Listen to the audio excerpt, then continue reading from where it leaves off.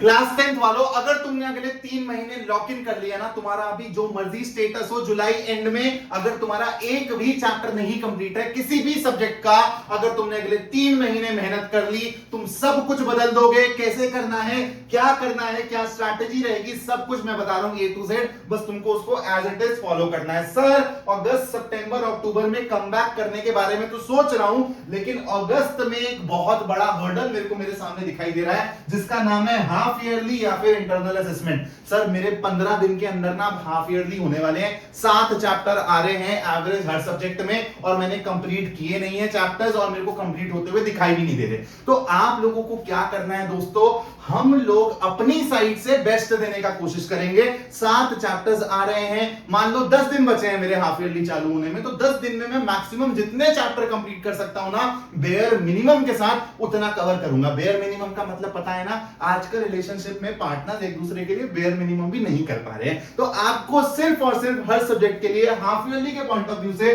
बचे हुए टाइम में जितना मैक्सिमम अपनी साइड से एफर्ट डाल सकते हो उतना डालना है। और बेयर मिनिमम में क्या करना है, अब ये आपके ऊपर है कि टाइम के अकॉर्डिंग, क्योंकि कुछ बच्चों के शायद मिड ऑफ अगस्त में होंगे, कुछ बच्चों के शायद एंड ऑफ अगस्त में होंगे, तो आप लोगों को पेंडिंग सिलेबस जो है हाफ ईयरली के हिसाब से कैसे कवर करना है। भाई क्विक वन शॉट्स देखो, 4-4 5-5 घंटे के वन शॉट्स नहीं देखने हैं, टाइम नहीं है आपके पास, इतनी लंबी लंबी मैराथन नहीं देखनी है।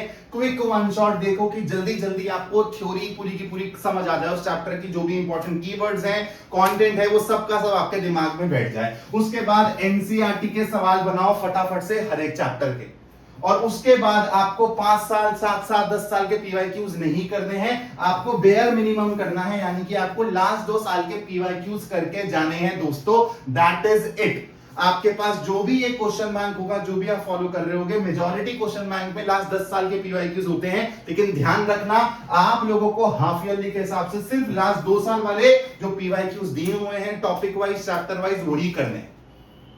अब इसके बाद एक अलग फेज चालू होगा।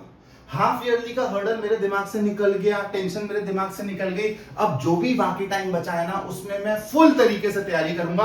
अब करना क्या है भाई, सबसे पहले तो देखो हाफ ईयरली में जो भी चैप्टर्स आ रहे थे, अगर मैंने उनको 80-85% लेवल पर कवर करा है, तो जो भी ये बचा हुआ है ना 15-20% 100% कवर करने के लिए सबसे पहले मेरे को ये करना पड़ेगा।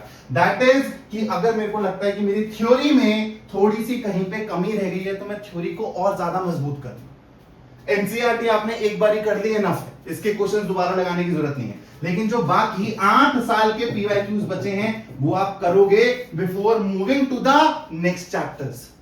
बात समझ आइए। हाफ ईयरली के बाद ना ऐसा नहीं होना चाहिए कि सर एकदम ढीले पड़ गए हैं, हल्के हो गए हैं हम लोग, और अब हम लोगों को जो ये चैप्टर्स कवर करने थे हमने 70-80% कवर कर लिए, सर चलो अपना सिलेबस में आगे बढ़ते। नहीं, टारगेट हमारा ये है, तो इसके लिए हर सब्जेक्ट को मास्टर करना पड़ेगा, हर चैप्टर को मास्टर करना पड़ेगा। इसलिए हाफ ईयरली के बाद ये जो अभी कच्चे पक्के लेवल पर चैप्टर्स हैं ना, इनको पक्के लेवल पर लेके जाना है, और उसके बाद तुमको एंड ऑफ 90 डेज तक ना ये सारे टारगेट्स कंप्लीट होने चाहिए। हर सब्जेक्ट के लिए तुमको ये चीज अच्छे से कवर करनी है। सबसे पहले तो भाई थ्योरी पे तुम लोग जितना टाइम लगाना चाहो लगाओ, कोई दिक्कत नहीं है। और मैं तुमको एक एवरेज का आइडिया भी दे देता हूं। 90 दिन है तुम्हारे पास, ठीक है।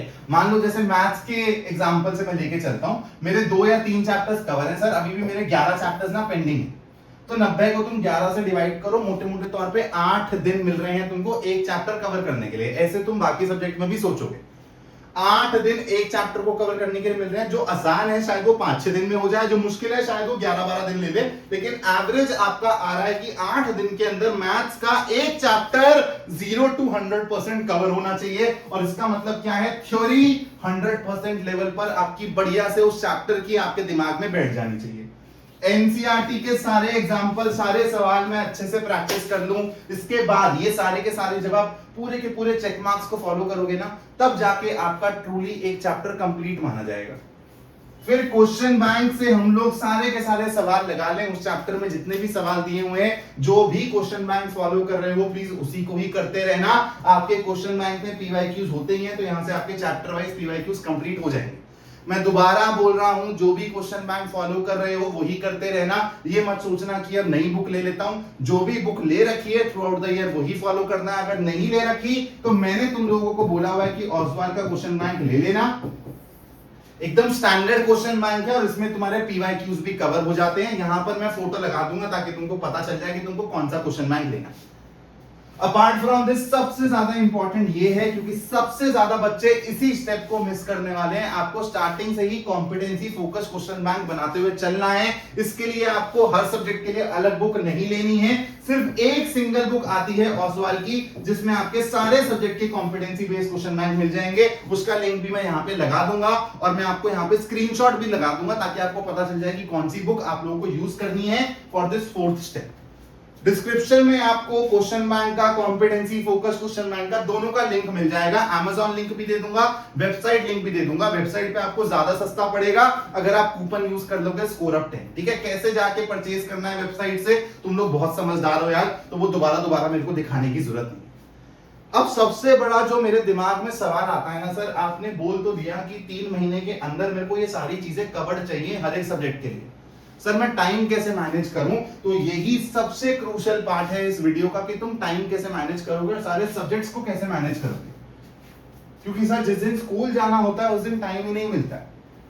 देखो जिस दिन तुम स्कूल जाओगे ना, मैं तुमसे एक्सपेक्ट भी नहीं कर रहा हूं कि स्कूल में जाके ऐसा अलग से बैठ के 1-1.5 घंटा पढ़ रहे होगे, नहीं। स्कूल में पढ़ाई नहीं होती है, ये मैं भी जानता हूं, ये तुम भी जानते हो, तो मैं तुमसे एक्सपेक्ट ही नहीं कर रहा हूं। लेकिन तुम जब कोचिंग जाते हो या फिर ऑनलाइन कोचिंग ले रहे हो, वहां पर प्लीज फोकस करो।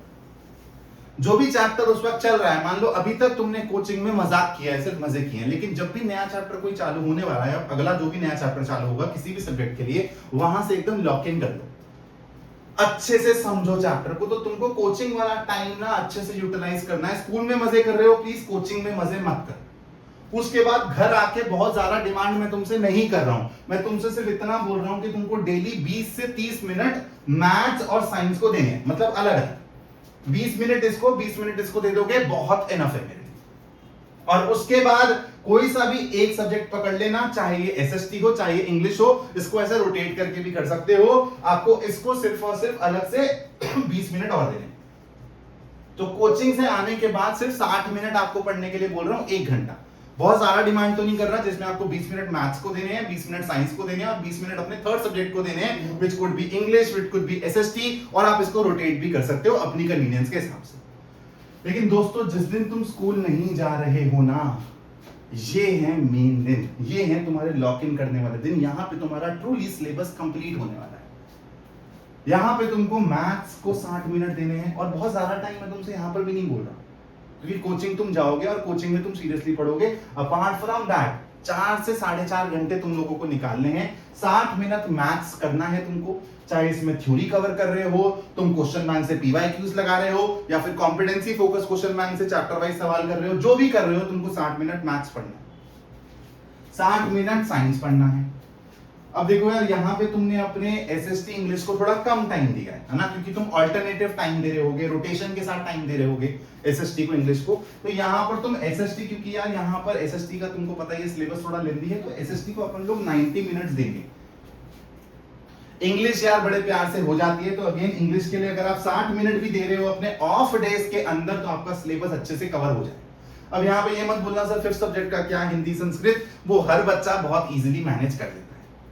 क्लैरिटी तुमको मिल गई होगी, कैसे करना है, क्या करना है, सब चीजें बता दी है। अब बस जाके तुमको लॉक इन करना है।